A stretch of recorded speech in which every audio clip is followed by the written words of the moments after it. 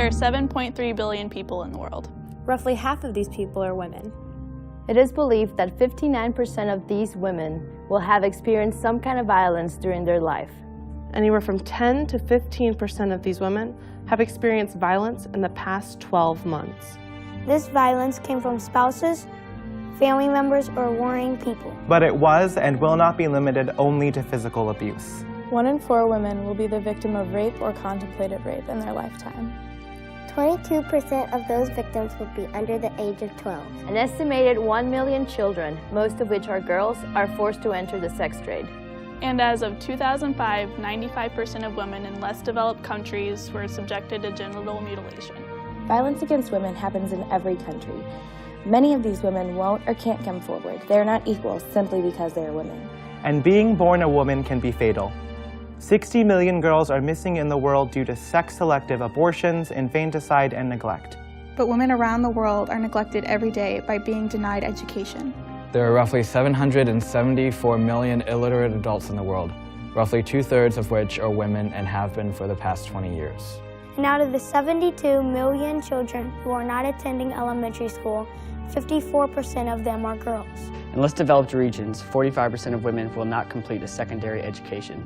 And only 15% of women with a secondary education will be allowed a tertiary education. In lesser developed regions, this number will plummet to almost 0. If women around the world are being denied an education, it is no surprise that they are at a higher risk for employment vulnerability. 80% of the women in Eastern and Western Africa are categorized as high risk for employment vulnerability. 75% of women in Southern Asia suffer the same fate. 35% of women in South America. 15% in Southern Europe and 10% in Northern Europe. 10% is too much. Are their jobs more at risk due to their domestic work?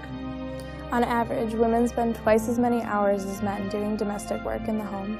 From the average extra 4 hours that women in Africa work in the home to the 6 hours that Latin American women work, jobs of women around the world are suffering drastically due to this simple fact. No woman should have to suffer through these inequalities.